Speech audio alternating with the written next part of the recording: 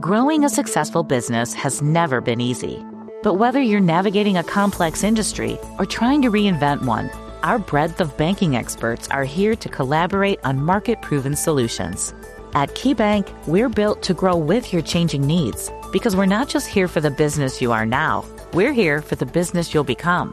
Reimagine business as usual. KeyBank opens doors. Learn more at key.com/B2B.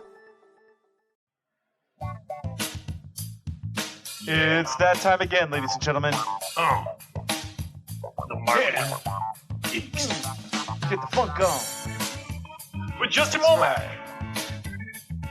I'm Andrew Sturgeon.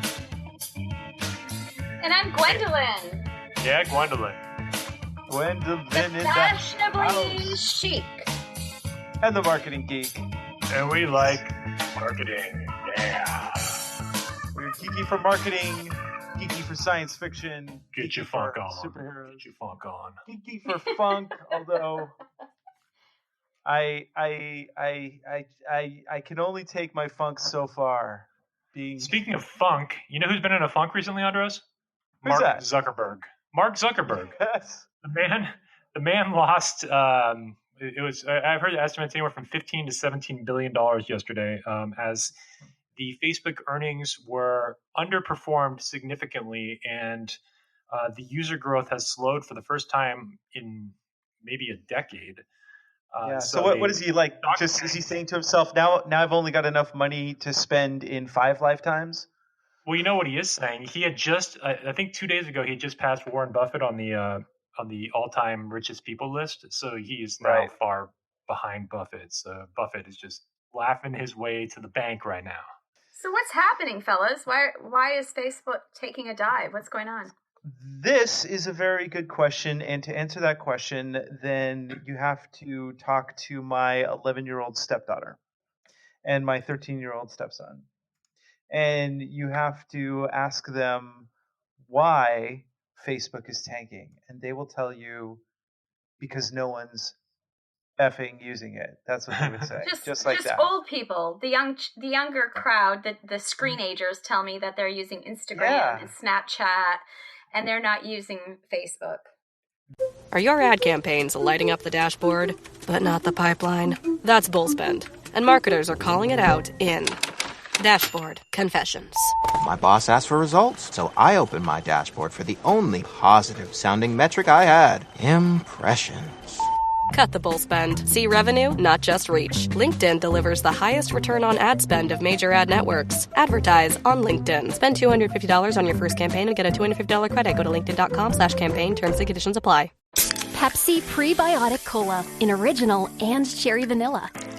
That Pepsi taste you love with no artificial sweeteners and 3 grams of prebiotic fiber. Pepsi Prebiotic Cola. Unbelievably Pepsi. That demographic, I completely agree. I think it's like 25 and under is all Instagram and Snapchat. Now, lucky for Facebook, they own Instagram. So the fact that their stock is still tanking means that their Instagram asset is also that must not also be performing, because if the stock drops, that's all their assets. So it's not just Facebook here that's going to be creating that drop. So they're having problems all around, and a lot of that comes back to the Cambridge Analytica scandal, and then a lot in the news right now. There's so many things about the way that news is spreading. There was a big thing where some of Congress members have been trying to get InfoWars censored off of Facebook, and Facebook they've been hesitant to do that because I think they feel that it's on the borderline of are we suppressing free speech? Yeah. But so far they've left it on, but they've done what they call they've de-emphasized the content, or they de-ranked it, so it doesn't show up as prominently as other news feeds, but it's still available on there. So that's an interesting controversy happening. And then Twitter right now too, they've deleted something like 200 million fake accounts over the last month or two. And I think one of the biggest problems with Twitter in the past has been the fact that it's more of an anonymous platform. And whenever you let people be anonymous on any platform, you're going to get the worst possible versions of them to show up. Well, there's a couple of other things at play too. I mean, James Gunn, who unfortunately got fired unjustly, I believe, from Guardians of the Galaxy. Because he had some old tweets. Rian Johnson just the other day deleted like 20,000 tweets, and so people are starting to self-censor because they're afraid of the backlash. You can't really speak your mind freely because people are losing their jobs.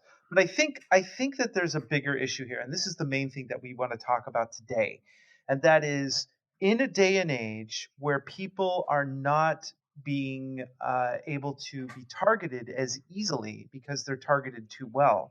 How do you digitally market to people in a day and age when just a few years ago it was all about Facebook marketing? I would probably tell most companies, unless it was a very specific type of company, to stay away from Facebook marketing and look towards more like either Google AdWords or in-app advertising, different things like that. But the bigger issue is if you use Instagram as your main means of communication, the ads that are able to stream through that timeline are not as robust, and people are ignoring them. So as the old saying goes, if you have to pay for the product, then you're paying to make that product work. If you're not paying for the product, you are the product. And with Facebook, you are the product, right?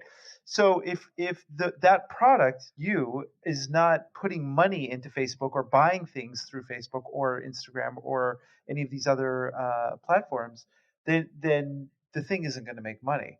So I think that there's a bigger issue here, which is not so much like, we can argue, well, it was Facebook's earnings for this or that or this scandal or that scandal. The bigger issue is how are people able to be advertised to, and if people aren't responding to the advertisements anymore, that stock is going to drop, and that's what I think happened. That's interesting, and I don't know if I agree as much with you that Facebook advertising is not the way to go still, but the platform has taken a step back, and largely due to two things: the scandals, and then the GDPR and this whole thing in the European Union. The GDPR is the what does it stand for again, Andros? Something privacy. It's about the privacy settings that are that email marketers are able to use. And so the GDPR is a new legal resolution in the European Union that has made it. They've tightened the way that you can target other people in the European Union or European Union citizens, even if they're living in the United States. So it's a lot more difficult now to be able to market to those people on email, but it's also tightened the targeting. And if you go into Facebook right now and you try to target people based on income or if they're a homeowner or things like that, you'll get a warning message that pops up that says this targeting is available now, but it's about to be removed. So the ability that Facebook used to have, where you could target by income threshold, you could target by like the type of credit cards or how many credit cards they had, you could target by if they were a homeowner or not, those are being taken away. And that's largely due to the privacy thing. Yeah. Right. And also because I think that on some level, everybody in the Facebook organization probably got real woke. And no matter how you deny it or try to deny it or try not to deny it, the facts have shown that Facebook was weaponized for the American election, and it was weaponized for the election coming up. And Vladimir Putin went on record and said that, yes, we tried to sway the election. I mean, all the facts are there, right? So I think that there's a Facebook overload. People are like disengaging, and it's like anything else. If you have something hit over your head a million times, eventually you're just going to ignore it completely. So I want to turn to my non-tech expert, Gwendolyn. Yes. And I want to ask you, Gwendolyn, I just have to stretch. I fell asleep there for a minute. Fellas, what are we talking about? Oh, thank you. We're talking about... Oh, I'm awake now. What's going on? Where are you, by the way? Oh yeah. Last time we talked, I was, I went from the Netherlands to London, from London to Paris. And from Paris, I decided to come back stateside, and I'm now at my place in Cocoa Beach, Florida. Just left Ron John's surf shop and got some new flip-flops. So Very nice. it's a good day. And you have a big announcement that we're going to unveil a little bit later, don't you? Well, I don't know how big it is. It's big. It's huge. Okay. It's huge. It's All right. huge. It's a big one. So let's. I want to hear from you though. So Gwendolyn, do you still? We were talking about Facebook. We're talking about Mark Zuckerberg. We're talking about privacy and in Facebook advertising, particularly. They're taking away a lot of the targeting features that used to be available to advertisers, like your ability to target people based on their income, target people based on their home ownership, or specific things like that are being taken away from the advertising platform. So I want to hear: Are you on Facebook? Are you? Do you think that it's still a viable advertising platform? Sure. Let's hear a little bit of your take on this. Let me tell you a little bit. I want the non-techie. Well, actually, I have advertised on Facebook. I won't get into any titles or anything, but I did write a book. I've written a couple books, and I did some advertising, and I tried to target specific. I was allowed to go through the advertising process through Facebook and target certain audiences that had certain names come up within their profile. And so I did use Facebook advertising. So for like $40, I could reach, 10,000 people or 20,000 people. I can't remember. It's been a couple of years. And I did. What were your results like? Well, I have to tell you, I got a lot of likes, but as far as purchases, I did not get a lot of purchases. So I didn't have a lot of luck with actually the sales component. And I don't know if that's because I didn't really know what I was doing at the time as far as making the print and the copy so that people would have to say yes to purchase it. Exactly. Oh. But I also, that woke everybody up too. But I also found that I could change the demographic too. So like I would change the demographic and then I'd hit a different audience and then things started to pick up. So then when my book came out on Amazon, more people started to purchase it. So in the digital file, more people started to purchase. So instead of actually getting a physical book, I found that many people in the field in which I wrote the book started to buy the digital copy to be able to put on a large screen or their phone or laptop, that kind of thing. So as far as Facebook advertising, like I'm going to tell you, when I'm not having a good day, I like looking up pictures of kittens and puppies and babies and cute things. So those things flash up all the time on my feed. So I'm constantly getting pictures of, cute little kittens doing really adorable things and pictures of T-shirts with cats on them. Okay, now I'm the fashion. How much are you buying though? I'm the fashion. How many of those are you actually buying? There is absolutely no way in hell I'm going to buy a T-shirt with a cat on it and wear it. This is not going to happen. Okay, they're cute, and maybe for someone who's 85 to 110, that's like the perfect shirt for them to wear. But I am not, as much as I love cats and kittens, I am not wearing a cat shirt. I am not going to be considered the crazy cat lady. But so here's the question I really have, and this is the meat of it, because you're not like a tech person, right?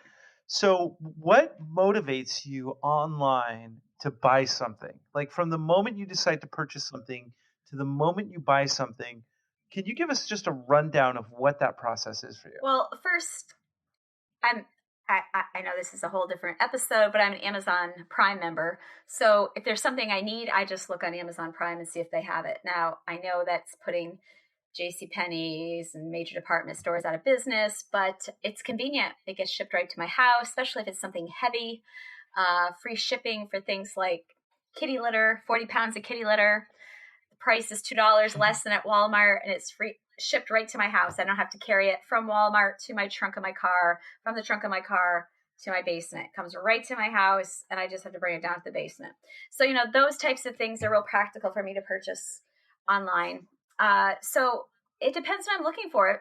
I am not going to come across something, because I'm not a tech person. I'm not going to come across something on Facebook or a social media platform or television, as seen on TV. And I'm not going to say, oh, I need to have that. Like, I am not an impulsive buyer.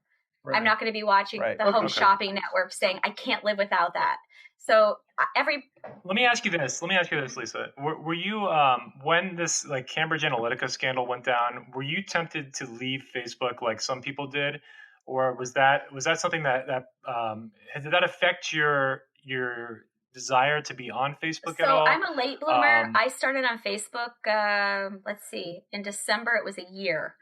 And the reason I started is because I wanted to see my friends' children, grandchildren, and everybody was kind of growing up, and I'm like missing out on all of my extended family, my relatives and their children and what's going on in their lives. So I was like, I'm just going to be an inactive user. I'm not going to do any posts or anything. Well, then I said, oh, well, this is cute. I'll post that. Or then people started to tag me and, put me in different posts. And so I started to have a little bit of fun with the social networking part, but no, you know what? There's always a scandal. There's always something that, and I don't put anything out there that's going to say to my employer, oh my, she's really not behaving herself. We need to call her in the office.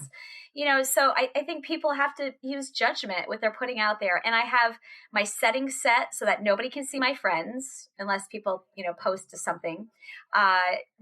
Everything is just for my friends to see. Things like my year that I'm born, only I can see. So I had it very private. There's very little information people can find out about me. And okay, so here's the bigger question that I have, because what you've just painted is kind of the landscape of what I think a lot of people are dealing with. So you're not a millennial, but you are definitely the demographic that uses Facebook on a regular basis. And I date millennials. Let's just clarify that.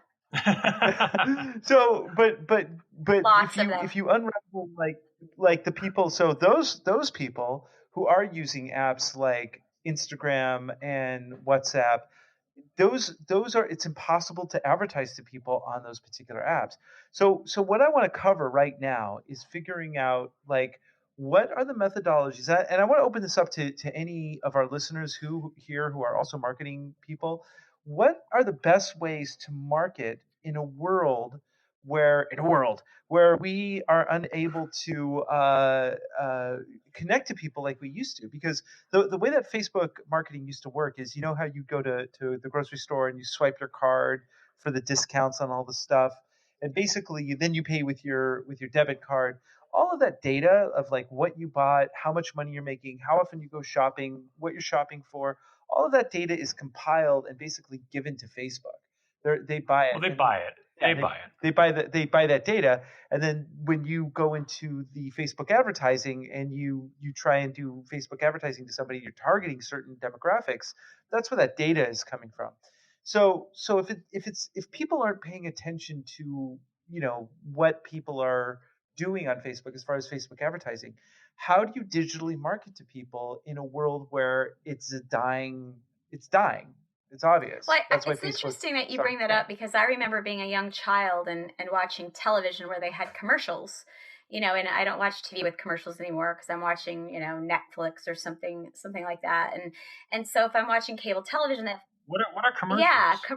I'm a millennial. Right, exactly. Like all of a sudden, a McDonald's Big Mac commercial comes on and they've got this juicy food in your face, and then you get this craving to want to go buy a Big Mac at McDonald's or a pizza from Pizza Hut. And so I just remember those days. And I think, I've probably lost 20 pounds since I stopped, getting cable. I don't know if there's a correlation or not, but I think I do know of a person who's really into a certain band. Okay. And because this person's a member of this band's following, where people post, their band tattoos, they post their band, like Grateful Dead, for example, they post their Grateful Dead information, they post and share songs.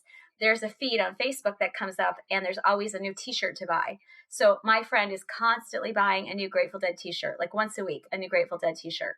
And they're all freaking awesome, like really, really cool. I don't know if you've heard of the company North Face. Yes. They make winter jackets, sweaters, that kind of thing. And for skiing, I'm a skier. Well, he got a t-shirt that said "Steal Your Face." It was just cool. It was for a Grateful Dead fan, but it was the same print. And you look at it quick and you would just say, oh, that's a North Face t-shirt. Well, it wasn't. It was, "Steal Your Face." So, there's just, there's certain groups of people, I think, that get together and have similar interests. And those people that have similar interests are purchasing the things for sale on those sites. So I think, from what I've seen from my friends, they are on sites where they can get things that they like that interest them. If one of them's a collector, And so she gets on this Facebook site for people who collect the same junk. I'm sorry, it's junk. Cookie jars. Who collects cookie jars? Cookie jars. She's on this cookie jar Facebook collector thing. Okay, and then I know other people that have. So hold on.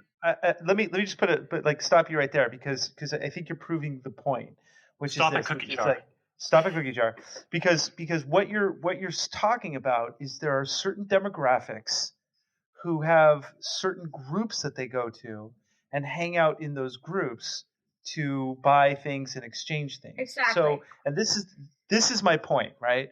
Which is, if you're a marketer, if you're looking to marketing, Facebook marketing works to a certain degree, but what the future looks like as far as marketing goes is customer engagement and forming communities. So a few weeks ago, we talked about forming a tribe, like what that looks like to form your tribe, find your group of people. And you know, it really comes down to being a leader and being an influencer and creating a situation in which you see a niche that isn't being addressed and you form a community around that particular niche. We as a culturally, especially this younger generation who are not growing up with commercials. I mean, my 3-year-old, if he's watching a YouTube video and there's a little countdown in the corner, 3, 2, 1, he skips the ad. He's 3, right? He's growing up like the media I don't let him have a lot of screen time, but he watches Netflix, he watches YouTube videos, and he doesn't see advertising, so it doesn't affect him at all. And this is a lot of millennials. So the way that people are marketing nowadays, take notes, everybody, is you need to form a community and you need to get people around a campfire. This is what is pre-programmed in our reptilian brain, is to gather around and tell stories and communicate with one another. I see a lot of that happening. You know, I have so many people that'll send me friend requests, and then the people I know or know through another person, then I find out they're selling essential oils, or they're selling candles, or they're selling, you know, some type of cooking thing, or they have these little infomercials. They want me to buy this, and you know, for a while I'll follow. Or they're selling the LinkedIn Mastery course. And with that, I'd like to just mention that this podcast is brought to you by the LinkedIn Mastery course. That's right. The LinkedIn Mastery course is where we are going to get a community of people together who have no familiarity with LinkedIn or the proper way to use it. And we're going to teach everybody how to have a master LinkedIn profile. And that is something that we are doing for free. Isn't that right? For free! Yay! Free! It sounds too good to be true. Let me say a few things. There has to be a catch. Andres, so let's come back to Facebook and to advertising. I thought that was interesting when you said about your 3-year-old watching YouTube. I've gotten to the point where YouTube ads bother me so much already that I pay their $14 or $15 a month for YouTube Red just to get rid of the ads. So I actually pay it. Yeah, I pay. I'm a subscriber. I've had it for almost a year. I happily will pay $15 a month to not be advertised to on YouTube. Interesting. Just to save that extra 20 seconds per video. Because I watch a lot of YouTube, though. I enjoy YouTube as an educational source. Secondly, I want to talk about Facebook a little bit more because I think you're absolutely dead right with that. We're moving towards community marketing, and one way of putting that is if you're marketing, if you think about it in terms of tribes, the first step is you're building a tribe. The second step is you're engaging the tribe, and the third step is that you're marketing to them. And ultimately, I think all businesses are built on that model. However, I do disagree a little bit with you about Facebook advertising and the effectiveness. And I think what's happening is there's an evolution in how Facebook ads are going to work. And the way that they used to work, I think, is not going to work as well as they did. But I don't think that they're going away. I think that there's just an evolution happening, and then marketers are going to have to adapt or perish, just like with any trend change. And there is a major change and shift happening in the landscape. But wherever there's attention, there's always the opportunity to market to people. And there's still a lot of attention on Facebook, even with the controversies, even with all this, there's a lot of attention there. Absolutely. But I mean, ultimately, the goal of marketing is to get in front of the eyeballs, and there's still eyeballs on Facebook. Right. There are eyeballs on Facebook. However, when you're talking about people who are actually becoming the majority of the buying power, and that is millennials, like people who were born after, around 1990 and on, all of those people do not respond to advertising the same way. So if you want to get in front of those eyeballs, right, we've already established that the first thing you need to do is build your tribe, build some sort of community, start a podcast, start a, even though it's hard to do, YouTube channels, create some sort of place where people can gather and buy a certain type of product because they're passionate about ties or cat shirts or whatever that thing is. This has been very effective in politics. Our side, our tribe versus their tribe, whatever. But I think that it's really about getting the eyeballs together or finding where those eyeballs are, and not necessarily just flashing advertisements in front of them, but giving them information so they can really be passionate about whatever that thing is that they're passionate about. Does that make sense? Yeah, well, what I think happens is there's a lot of companies out there that pitch Facebook advertising as like this godsend solution to grow your business. And what happens is cold traffic on Facebook that's a difficult audience to convert into a purchase. That's bottom line. It's very, very hard to do. And when you have a tribe, when you've built up a rapport with an audience and they know who you are, they know, like, and trust you, they're much more likely to listen to what you have to say, and then they're much more likely to potentially at least look at your offer. And so I think what happens is too many people are going and doing Facebook ads, and they're just throwing their money away because they're going directly for their kill message right off the bat to a cold audience that has no idea who they are. They're a small brand that hasn't built a reputation, and that just doesn't work because they don't have the relationship with their tribe. But what you're talking about, Andres, is you have to establish some sort of credibility or some sort of thought leadership behind your brand, or you're just or it's not going to work. And I've seen that over and over again. That I mean, if you're not trusted as a thought leader, and if you don't have, if people can't validate your credentials and things like that, you're just throwing your money away on Facebook. So that's where absolutely. I would agree. Absolutely, and I think you hit it spot on. In fact, I had this client recently. It was this small software company, and they were trying to figure out like how to communicate to more people because they had a very, very niche market. And one of the things that I suggested to the owner of the company was that he do this very thing: start a podcast around the particular niche that they were serving. Because there's getting to be more competition around this particular niche, and I don't want to say what it is because it'll give it away. But one of the things that I suggested is like start a YouTube channel, give advice, but start a podcast like we're doing. And we're in future episodes, Justin and I are going to go over how to start a podcast and what that looks like, and very even the software very meta episode where we podcast about starting podcasts. Exactly. But it's like we have people who our 7 listeners who have been enjoying this program and leaving very nice reviews for us, and people are listening to what we have to say, which is great. So everybody who's listening, tell 500 of your closest friends what we're doing here. But this is Justin and I are doing this partly because we love to help people, but also because it's helping. We're building a tribe. That's exactly what we're doing. It's fun too. Yeah, it's fun.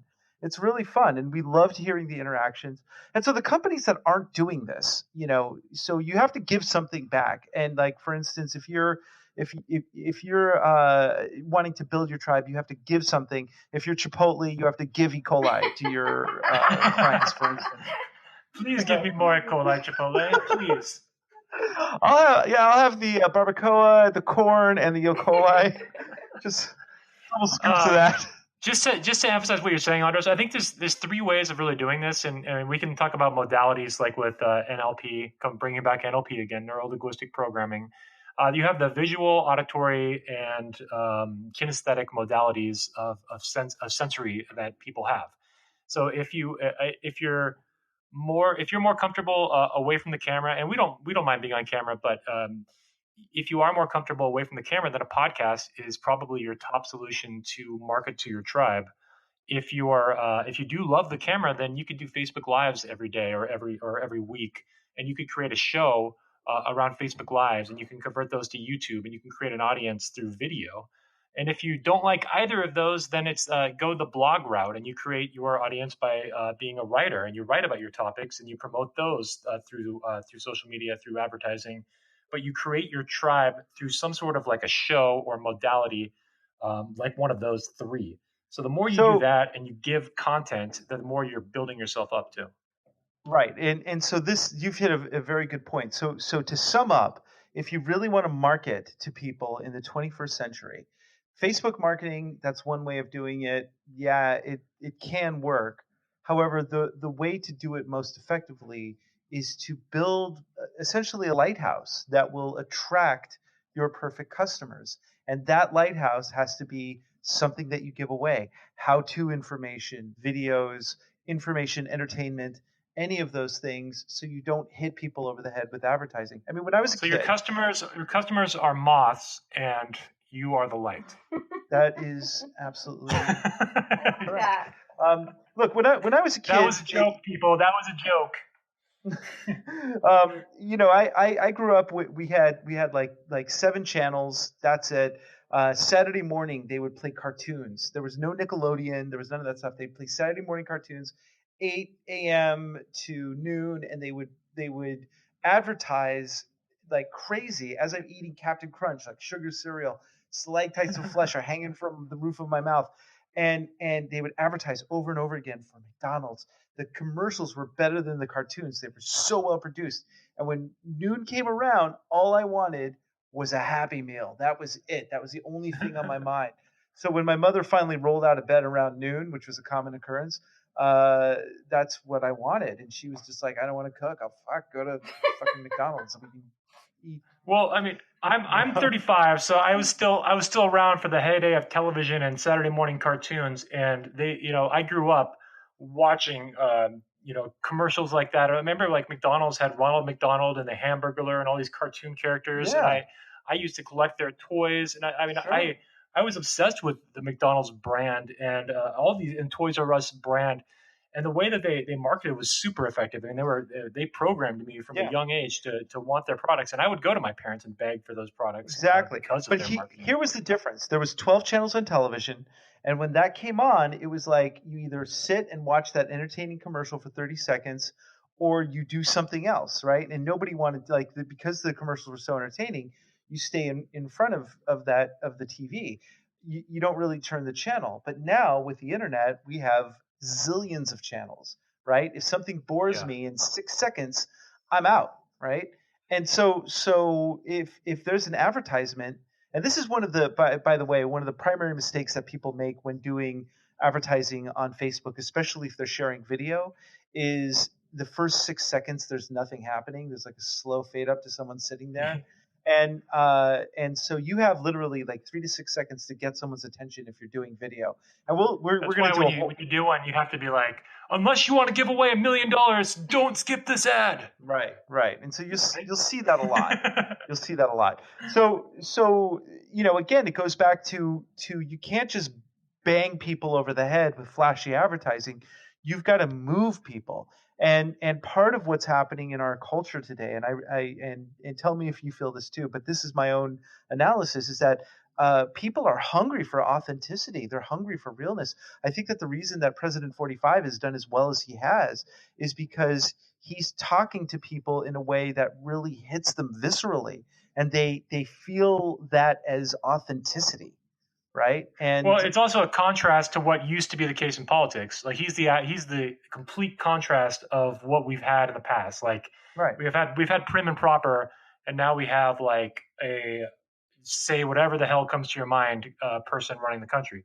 Yeah. So it's a big contrast. But some people love that because they love to hear like a fresh take, and they don't want someone to filter their thoughts through what they think that what the numbers say they should say. Right. So what he's done is he's taken those people and he's built a tribe, and he's done he's definitely built a tribe. Those tribes 100%. happen to be filled with people who some of them are Nazis. That's some of that tribe is there's a small demographic of Nazi in that.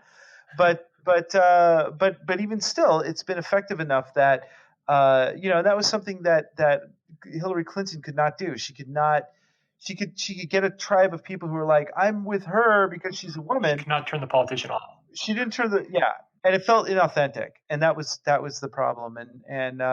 But Gwen voted for her anyway. What? What was it? Is it HillaryClintonFanClub.com? Is that the one that you own? That's right.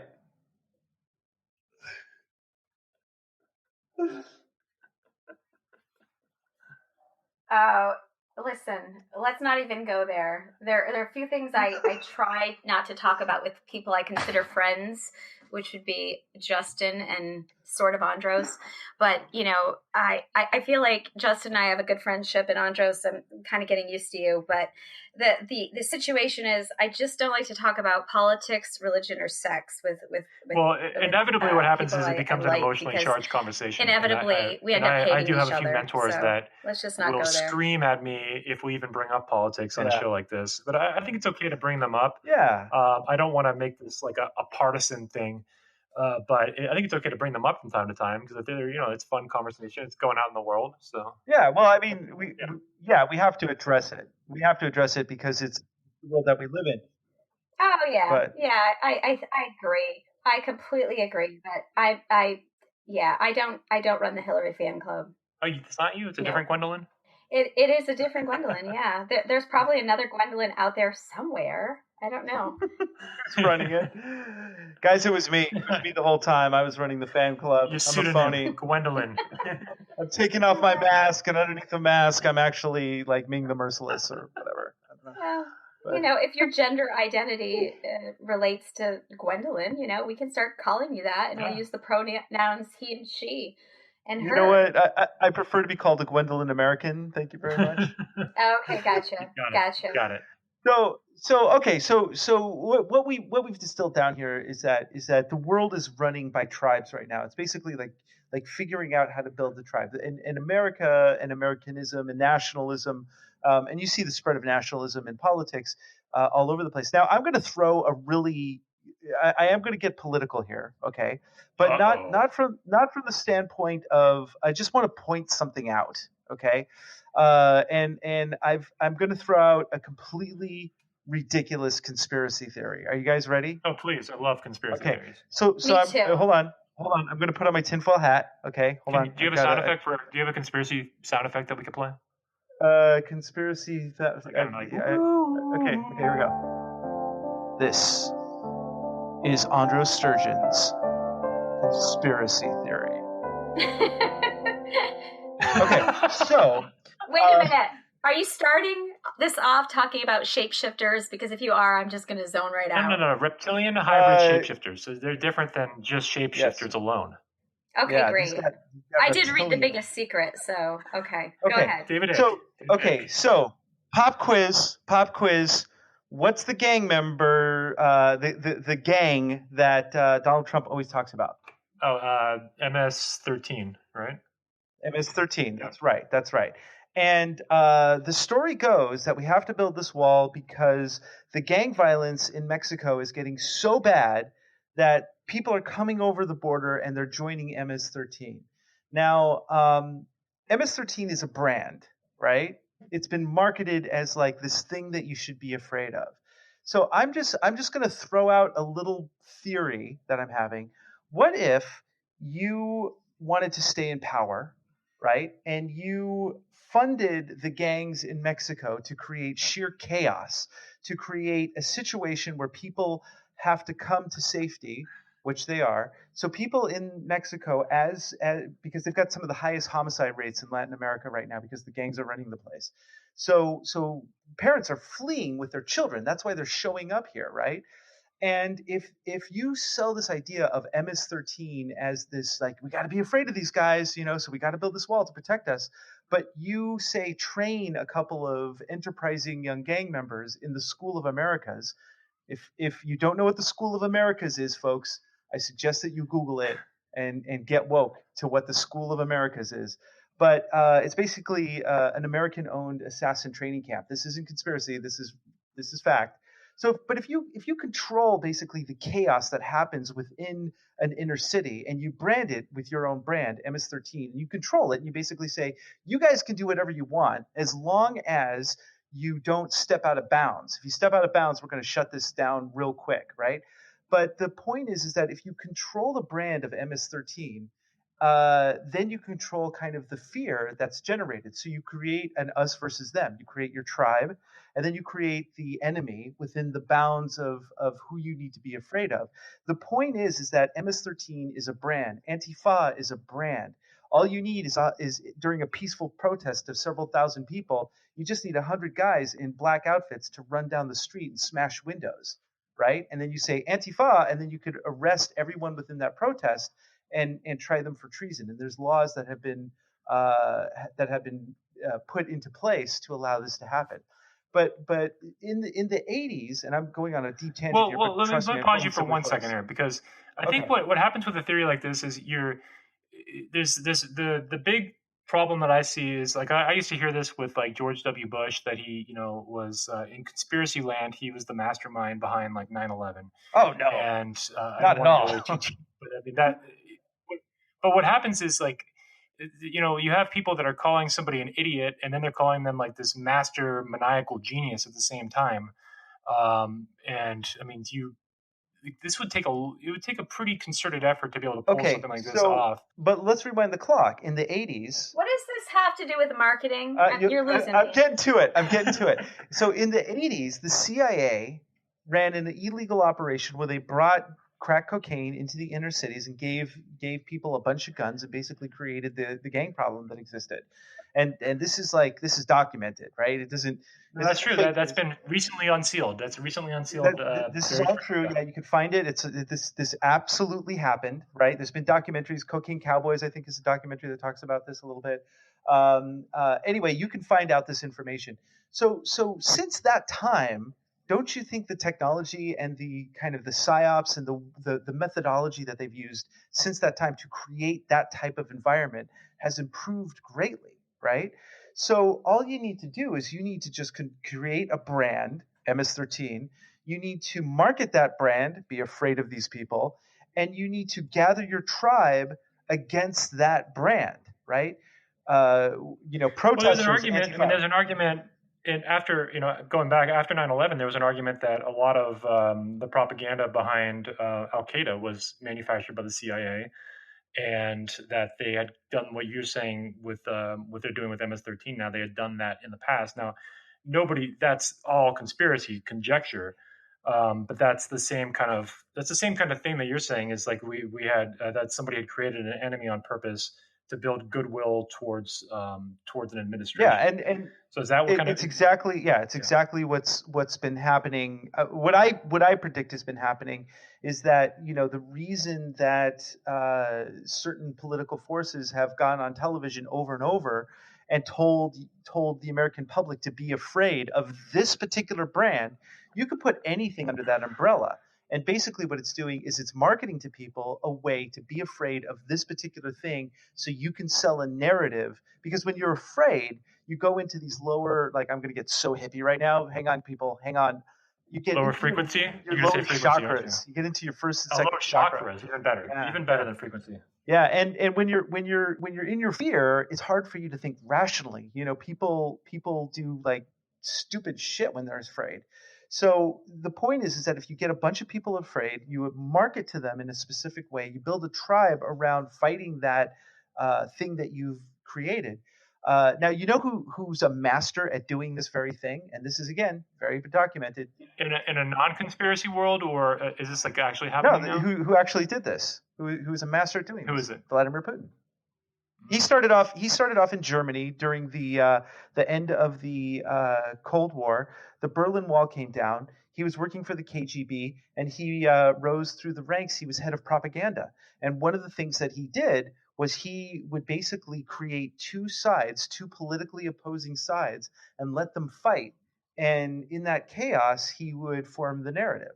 But he was controlling both sides of that. And that's kind of what he was doing. So again, here's to wrap up the big conspiracy theory. What if certain, say, political forces gave money to gang members in Mexico to turn that place into lawlessness. I don't know if you guys have been following, but they've been completely... Not as closely as you. Not as closely as you. Obviously. I've got a lot of free time.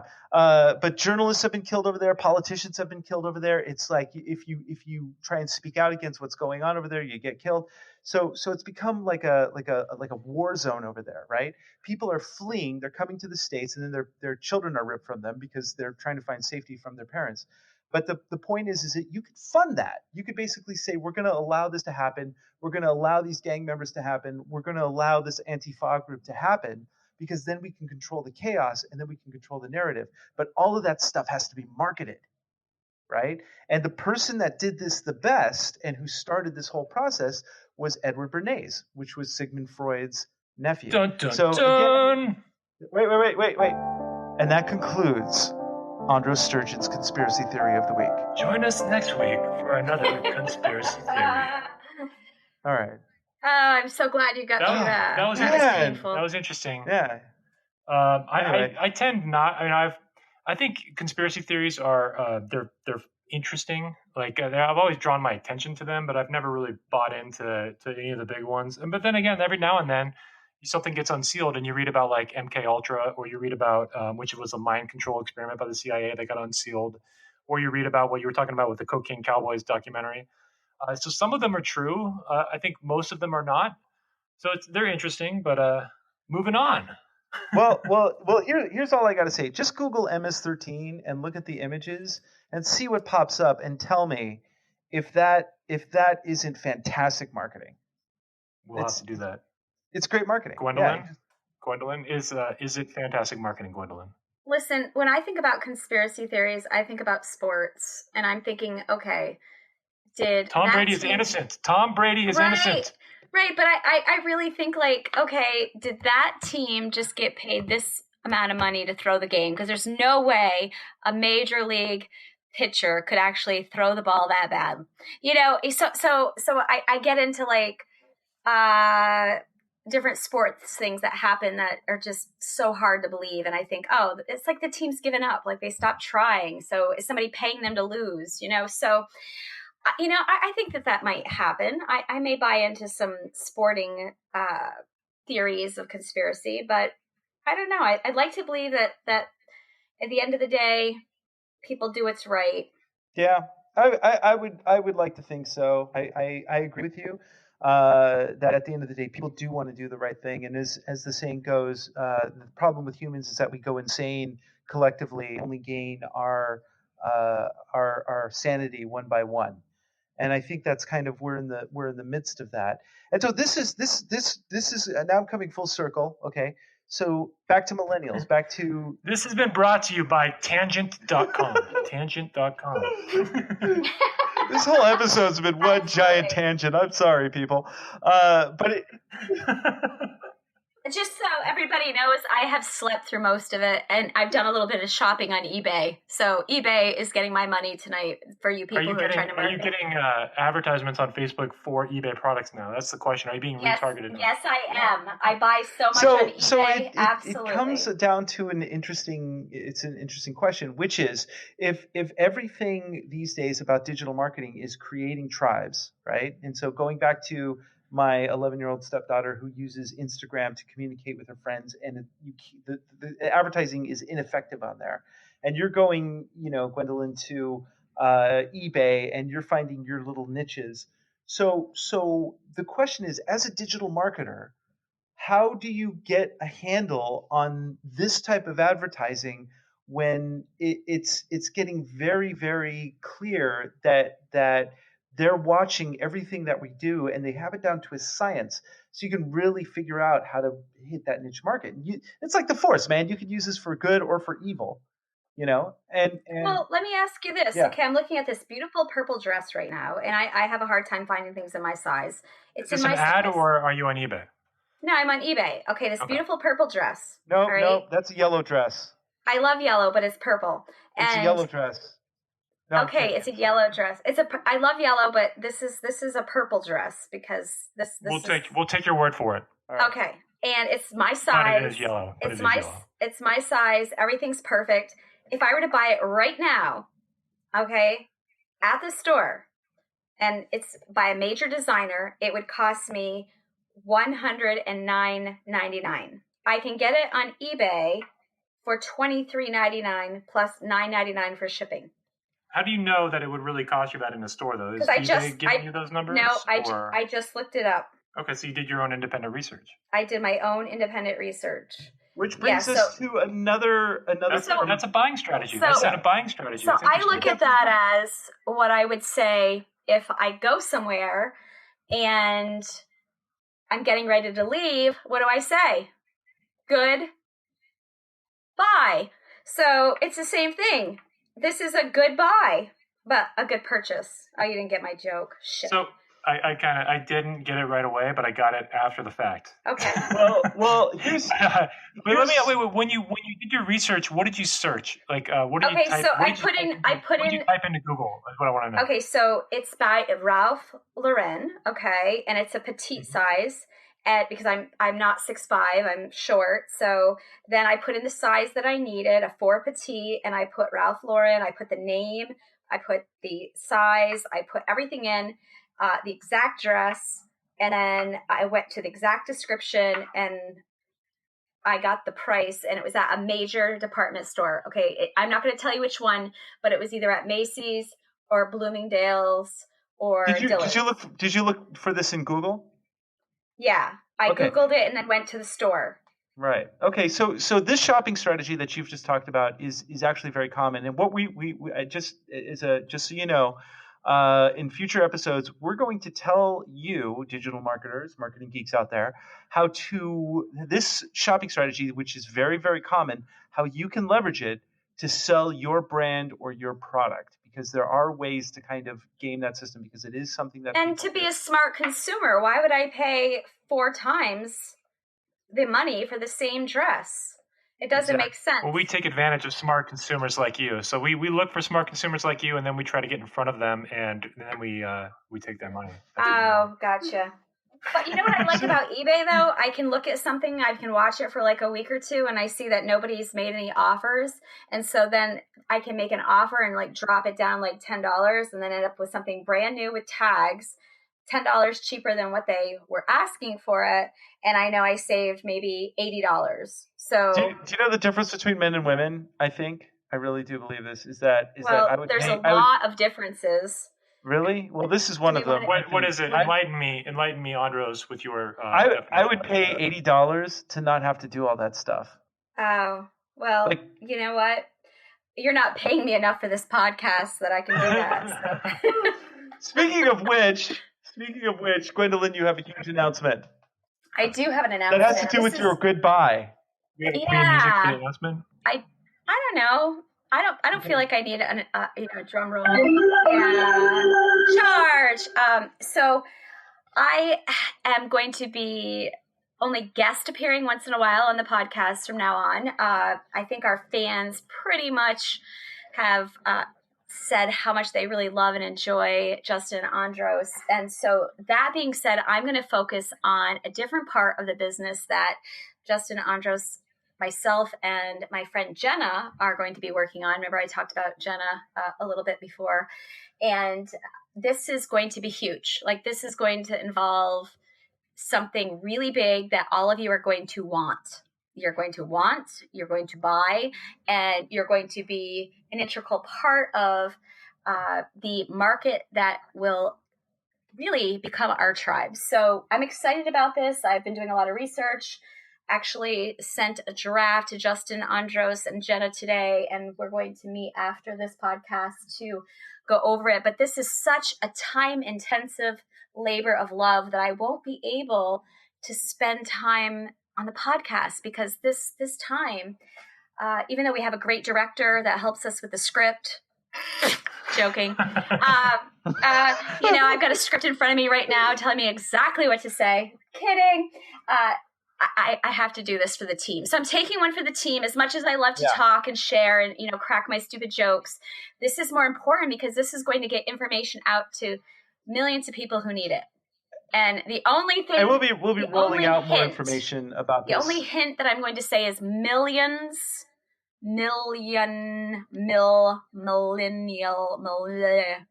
Just keep it along that line. Has something to do with millennials. It's our left nostril inhaler business, which we're going to launch. I already have $5 or $20 bills for that, I thought. Yeah, well, Justin really likes to admit that he's a millennial, so we've that was a joke.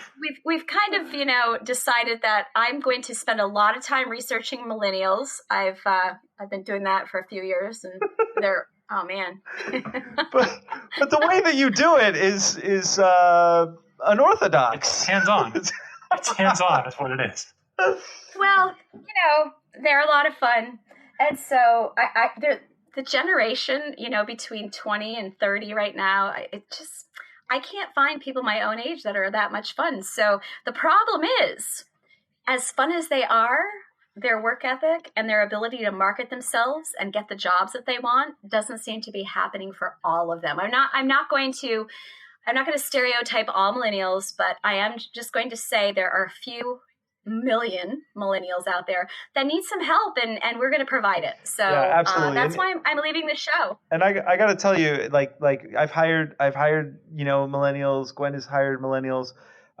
Justin has too, and there is definitely some skill sets that are not available to some people. They don't know how to interview. They don't know how to get their LinkedIn profile together. LinkedIn profiles are really integral. In fact, if you are having trouble with your LinkedIn profile, we are going to give you a free primer on how to get a master LinkedIn profile with our LinkedIn Mastery course. Tell us about that, Justin. August the 7th at 2 p.m. Pacific time, 5 p.m. Eastern time, and compare that to wherever you're listening in the world for your local time zone. But we will be doing a live webinar presentation on how to create a master LinkedIn profile where we break down everything from creating the perfect headline, creating the perfect summary, and how to put all the pieces in place together so you're actually driving interest and you're communicating with either hiring managers or your target market. And then we're going to cover all that on August the 7th. So we delayed this from August the 1st. I had an emergency medical appointment that I could not reschedule, so we had to do it. I've emailed all the registrants personally. That was actually came from me, if you got that email. And I am so we're excited for that. And Gwen, what were you going to say? I can't remember. Are you okay? Emergency medical? Oh yeah, okay. No, it's for the baby, and it's not emergency actually. It's one of these doctors that is a specialist that just you cannot reschedule with, and we scheduled weeks in advance, and there was a communication error. I should go all Elon Musk on you and be like, I don't care if you got an operation for your baby. We're making history here. You got to get your priorities straight, man. That sounds like Steve Jobs. How important LinkedIn Mastery course is, because I can tell you right now, and how important the work is that I'm going to be doing behind the scenes when I'm not on the podcast. When I advertise for a position where I work, okay, I might get 200 to 500 applicants, okay, resumes, cover letters, and it gets very hard to sort out who I even want to call in for an interview. And that's trying to narrow it down to 8 to 10 people for a first round interview or a screening interview. So the first thing, and what happens, so the first thing you got to do is market yourself. Yeah, well, the issue becomes, if I see a typo, this could be the best person in the world for this position, but if they've typed something wrong, I may not give them a chance because I have to have some way of sorting out who has good command of the English language in writing, or who has taken the time to have it proofread professionally. So, I just go back to how important the message is that the two of you are delivering, and then the message that I'm going to be working on with the two of you and behind the scenes with Jenna. It's going to be really important stuff for the future of a lot of people. So I'm excited. Yeah, I'm excited too. But we're going to have on some special guests on our next podcast. We're going to talk about marketing in a digital age where people are not getting the message. So we're going to get more into marketing techniques that you can And I'll use. be back from time to time. If you send an email that you missed me, I might be able to come back for a guest appearance. That's right. And what did you think of do you have any ideas on how to market to people nowadays? Marketing geeks. What do you think of my conspiracy theory? Got a conspiracy theory of your own? What's Marketing geeks. Marketing geeks. All right. So, from the Netherlands, this is Andros Sturgeon for the Netherlands. I am Justin Womack. Stay classy.